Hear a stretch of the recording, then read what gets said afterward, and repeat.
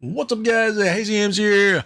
Got another review for you today, tonight, wherever you're in the world. We're going to be reviewing Final Fantasy VII Rebirth. Now, I know this game's been out for a little bit now here, but as per usual, as I normally do with these games, I did drop a ton of time into these games because I like to run around, explore the world, do the side quests, do the mini games. And in Final Fantasy VII Rebirth, there is a ton of mini games and a ton of mini games to replay once you've beat them originally. There's a ton of mini games. If you played this game, you know what I'm talking about. If you haven't, and you do eventually jump into this game, you will have a ton of things to do. You will not run out of things to do. This game I have 99.7 hours. Some of this is at the title screen, so probably like 95 hours of game time played. That is a ton of time to drop into a game. But it was worth it. Great time, great game, phenomenal story, phenomenal characters. I have 72% of the achievements. I think my characters got to level 50 or 49 or something around there. This is about around the time that I personally beat the game. And there is actually some replayability in this game once you do get through the story the first time, which is kind of cool. But without further ado, we're going to be jumping right into the review here. This one's probably going to be a little lengthier because I do start to ramble, at times, as well as there's just a lot to talk about because this game was huge and had a ton of hours. As usual, I'm going to reveal as few spoilers as possible. Hopefully I won't reveal any spoilers. Gameplay in the background is going to be some of the very, very earliest of gameplay in the game. So there probably shouldn't be too many, or if any, spoilers in the gameplay are going to be shown in the back. If you do appreciate and like the content that I put out, please like, please sub. It would mean the world to me. And much love to the ones that do sub, the ones that do stop by, the ones that do hit that like button. Much love. Graphics, guys, 9 out of 10. Easily a 9 out of 10. Can't deny that. I played in 1440p. Game looked phenomenal. I played the first one of these in 4K. Looked phenomenal. Had some decent graphical options. Nothing too crazy out there, though. I would have liked it a little bit more, but it gets the job done. There's enough options out there to get what you need to get done to make the game look how you want it to look and run how you want it to run. I ran this on a 3080 Ti and ran good. It was a very good experience. Game looked great. Characters, monsters, all very well done. Weapons looked great. Spells looked great. Environments, worlds looked just phenomenal. Give it a 9 out of 10 easily. On to sound and music. Now, if you've watched my other Final Fantasy reviews, you will know that I just love the Final Fantasy soundtracks. I think they're some of the best soundtracks in the video game world. Some of them obviously not up there as good as other Final Fantasy games, right? But for Final Fantasy VII, a 10 out of 10 easy. Great music in the different scenarios that you're put in and with what's going on in the world. The music matches with what is happening, what enemies you're fighting. Everything felt like it went with what was going on and where you were at in the world. The music was very well done. I love Final Fantasy VII soundtrack. Just top notch, man. Top notch soundtrack. Sound as far as like the spells and weapons, voice acting, that was all good. Voice acting was obviously very well done, very well put together. Didn't have any issues with how any of the characters sounded in the game, which honestly these days is kind of unusual. I mean, obviously there's some probably side characters that were kind of bland and just whatever, but for the most part, everybody, all the voice acting I don't know. All the voice acting was S tier, man. I mean, maybe A tier, but very good voice acting. On to characters and stories. We all know this story if you know the Final Fantasy world. Characters and story, give it a 9 out of 10 easy. Characters are still amazing in Final Fantasy VII. Cloud, Barret, Tifa, Aerith, Yuffie, Cat, Red, Sephiroth, Zack. Just everybody, all the characters, man, are very well done, very well put together. Loved every second of learning the backstory of different characters when they would do those different types of things in the game, and you would go and kind of learn about the backstory of a character. Thought that was pretty cool.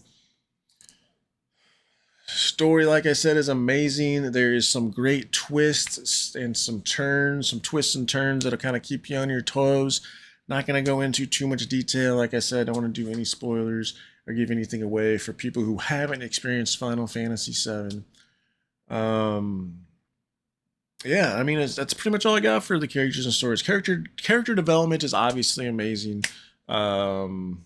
Still very good. Loved the character development and the kind of struggle between good and evil in the world as well as within yourself. Very well done. Gameplay.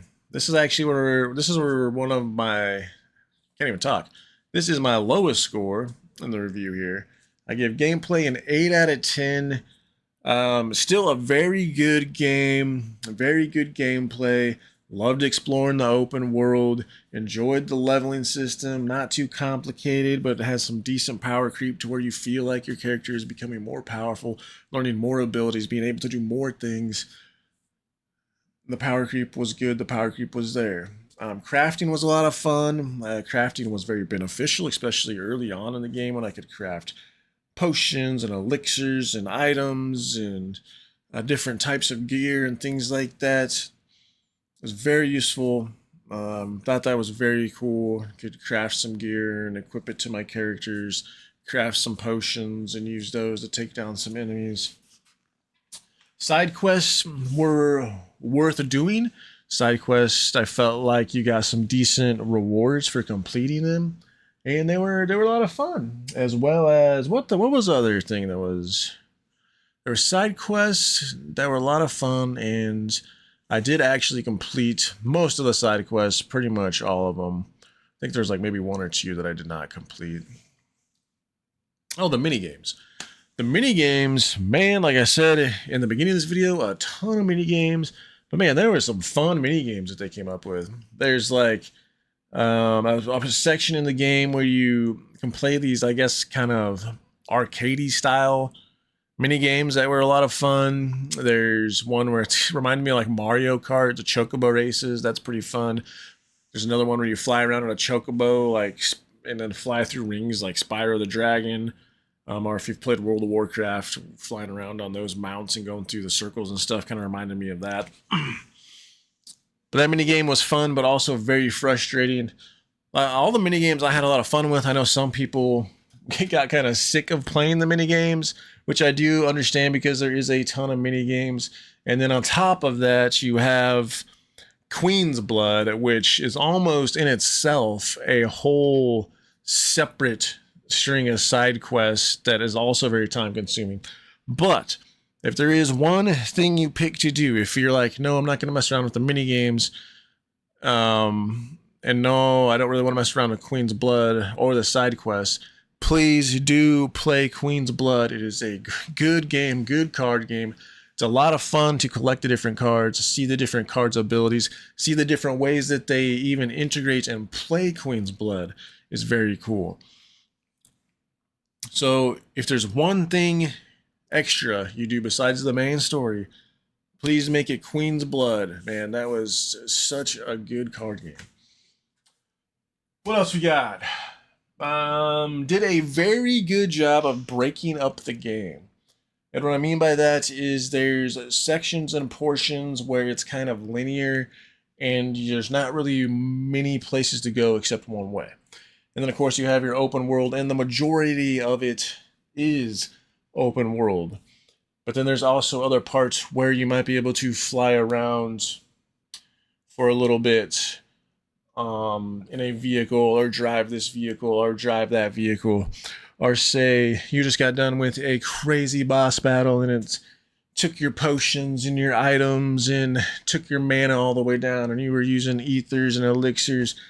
And then you have this badass cutscene that goes on for like 5 minutes, right? Like you're watching a little 5-minute short movie. That's what I mean by when I say they break up the game very well. It's not just a go, go, go, go, go, go. Yeah, we need to go, go. You know, it's like chill, kind of run around open world, exploring. Then boom, getting a fight. Then chilling. Then okay, I'm gonna go over here and do a main quest, and it's just very well broken up and thrown and put together. Promotes exploring the open world. You'll find chests, you'll find items, you'll find crafting materials all over the open world, like I am here running around just collecting crafting materials. The encounters that you find in the world I thought were different enough to where it just didn't feel like you were all fighting the same type of monster, and different monsters require different ways to defeat them, or they might have some little gimmick or mini game with inside the battle that you have to complete to defeat that enemy. So encounters are good. Just a real quick little thing I wanted to mention is the water chocobo was probably my favorite chocobo in the game. I felt like it gave you the most kind of freedom in the game as far as running around with that particular chocobo. And when you do get to that section of the game, you'll know what I'm talking about. That chocobo was just a lot of fun to fly around with and play with. Last but not least, bugs and cons. Had no cons. I did crash twice unexpectedly. I don't really know if it was a certain spot in the game that I was, or really what happened there. I didn't have a lot of reasoning to why I would have crashed, in that spot in the game. I wasn't even doing anything. I think one time I was literally just like standing and looking at my phone, and then I looked up and the game had crashed.